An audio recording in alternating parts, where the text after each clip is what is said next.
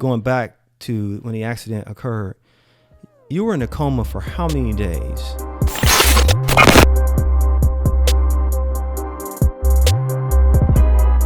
Today, I have a fantastic person who knows what it takes to develop a resilient mindset after experiencing tragedy. Roland Tennyson. Thank you for joining me today, my brother Roland. Yeah. And I just want you to tell your story from start to present, to help the audience understand what does it take to develop a resilient mindset after experiencing tragedy. At a very young age, I was in a real bad car accident with my family. My dad was driving. My dad was killed in the accident, and as a result, I was in a coma for 10 weeks. The actual date was, the accident was July 28th. I woke up October 10th. And since then, I've had a lot of surgeries in and out of the hospital. I was diagnosed with organic mental disorder, which is a type of, they told me it was a type of retardation. They said I'd never read past the third grade level. They didn't give me much of a positive prognosis. They said I would die before I was 16. I had to have my airway rebuilt. My chest has actually been opened up 6 times since the accident, and over the years I just decided not to give up. I got myself through college. I finished top of my class, gave my speech at my graduation. I graduated from Cincinnati of Ohio, and University of Cincinnati. Yeah, you got to UC Cincinnati, baby, all the way. Yeah.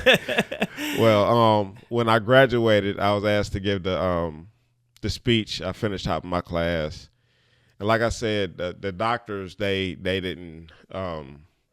When the accident happened, they said that I would never be able to do that. Not to say that I wanted to prove them wrong, but I was just in the mindset of, you're not going to tell me what I can't do, because I'm the one that has to do it. So let me ask you a question. Going back to when the accident occurred, you were in a coma for how many days? I don't know days, but it was 10 weeks. 10 weeks. Yeah, that's okay. 10 weeks. Right. 10 weeks. You were in a coma for 10 weeks. July 28th to October 10th. And when you came out of that coma, did you have any idea what was going on? No. Actually, it's one thing to go to sleep in a car, then to wake up in the hospital with tubes coming out of my nose. I had, IVs in both my hands. It was a very scary moment. It was, like I said, it was very traumatic. I mean, and then for people to tell me that I had been asleep that long, which was also shocking, because there's a lot of things I didn't know when I woke up, but I knew that, it's just a very traumatic situation to wake up and you have all these, you got beeping, you're hearing beeping, and you hooked up to machines and stuff like that. It was tough. And you were what, about 12 years old, 11 or 12? I was July 28th. I was 11 years old. My birthday was August the 6th, so I was in a coma during my birthday. So when I woke up, I was 12. Yeah. So when the doctors told you, hey, they use a term which is taboo today to say, you'll be retarded and you wouldn't read above the 3rd grade. Mm-hmm. Like, that had to be pretty traumatic to hear something like that. Yeah. What were you thinking when you heard that? Honestly, I think when they first told me, I didn't really understand. what they were talking about, because it was kind of because when I left Children's Hospital, they put me in a hospital called Holmes Hospital, which was a rehabilitation hospital, because they felt like there was no need in me staying in the Children's Hospital when I needed so much rehab. So they focused most of my treatment on rehab, because they didn't give me much of a chance otherwise. Yeah. And so you couldn't immediately go to school, and you couldn't live a normal life at that age. So Right. What did the rehabilitation process look like mentally, physically, to get to a healthier state? Well, I know they had I would have tutors that would come in and tutor me at the grade level I guess they felt like I was at.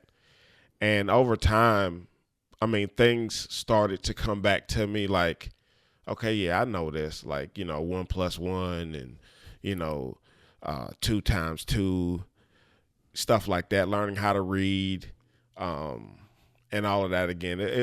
It came back pretty quick once they started, giving me the work to do. And I believe that's one of the ways that I developed how to work through whatever issue I was having, because I felt like, okay, if I got the work in front of me, as long as I do the work, I'll get through it. I'll go further. And so you did. So Yeah. you got to the point where you reached the level where you could now enroll in college.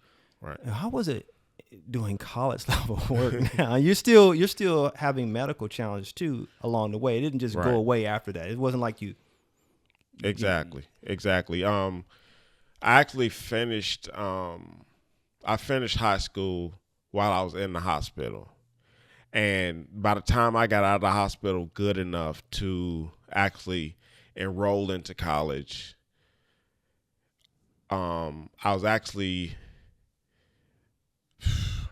man, it was different, because I didn't really, it was a total, because like I didn't really have a good experience like going to high school and going to junior high school and things like that, like other kids did. So I had to kind of develop that all over again too. It was a thing of, okay, it was like learning a whole nother language. It was like learning a whole nother way of living. And that's kind of how my life transpired over those coming years to getting to where I needed to be. But I know I promised my mother that I would go to college and get a degree. So, And she was your biggest source of inspiration. What did she tell you to help you to keep going farther? my mom, she was always encouraging. I would come to her crying, asking why was God allowing all these things to happen to me? Why this and why that? And she told me something that was so profound that I live by to this day, is that she said, because God knows you're strong enough to handle it. And that changed my life. I mean, she's like, God is not going to place something in front of you that he hasn't already given you the strength to get through. And you use that to keep going, to keep pressing through. Absolutely. And you didn't just get through college. You graduate top of the class, man. Yeah. Considering the circumstances. Right. What type of mindset did it take to have that kind of focus? How would you describe it? The way I would describe it is, as long as there's work to be done, as long as the work is in front of me, I always have something to strive for. I always have something to look forward to. That goal of starting and finishing was like, I just became so goal oriented that there wasn't nothing anybody could tell me that was going to stop me from achieving the goal of finishing college, or the goal of getting a career, or a goal of being a father and a husband, and everything that came with the work that was placed in front of me. So you give the class speech at graduation. Yeah. You go on and you began a career in the medical profession. Right. And at one point you were running a medical lab, if I'm not mistaken, and you were still dealing with medical challenges. Tell me a little bit about that. Yeah, well, right out of college, I worked for University of Cincinnati Hospital.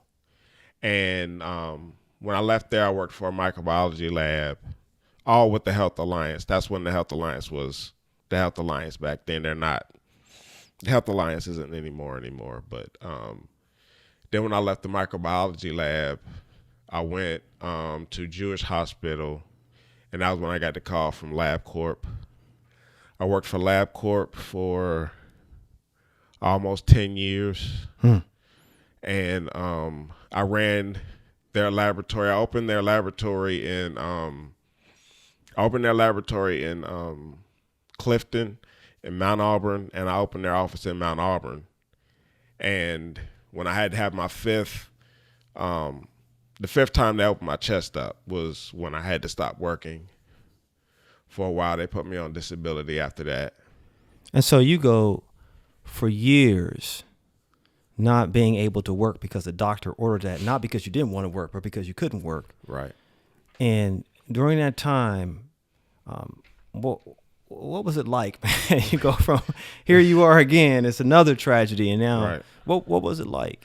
It was a big adjustment. I mean, to go from having a very good career to loving what I did. Like, I didn't consider what I did work. I looked forward to going into the lab every day and doing what I did. And then for that to just stop, it really took a toll on me mentally. I can't imagine. I mean, I don't even, thinking about it, I don't even know how I was even able to. Well, yeah, I do know how. My children, my son and my daughter, they inspired me so much to be the best that I could be, not only for me but for them. Because at that time I was a single parent with them, so it was just motivation not to give up. And I had come too far not to see what was at the end of this road that God had placed me on. Yeah, So, you're one of my heroes. To see a brother take care of his children the way he did under those circumstances. My father was never in my life, so when I see you, I'm always, because your children are very successful, yeah. and so I'm just always amazed at how you overcame the challenges. And during this time, you're still having surgeries after surgery, and it seemed like it was just getting worse. Yeah. But yet, a transition took place, and now, after all that, you're back in your profession, Right? and which is fantastic. Yeah. What do you say to somebody who is at their worst, they experience a tragedy? What would be your cue? What would you say? Hey, this is what you need to keep in mind. What's the one thing? One thing to keep in mind is that your hard work is going to pay off. It may not seem bright. It may not seem like the best situation you're in, and it may take a while. Like, I was off of work for 14 years before the doctors finally told me it was okay for me to go back to work. 14 years. 14 years. And I dealt with a lot of depression, anxiety, a lot of mental struggles that were very hard to get through. But keep your eyes on the goal. Don't let your circumstance determine your outcome, because when you're in it, it's kind of like when I gave my speech at my college graduation, it was about pictures. You can't fully develop a picture without that picture going through a dark room. We are a lot like pictures. Embrace your dark room, because your dark room is what's developing you to become that perfect picture. So just keep striving. Don't give up, and ask for help. When you need help, ask for help. That was tough for me because I was so used to doing everything and being independent. I didn't have a lot of support. So just keep striving and set a goal for yourself and make up in your mind that you're not going to stop until you reach that goal.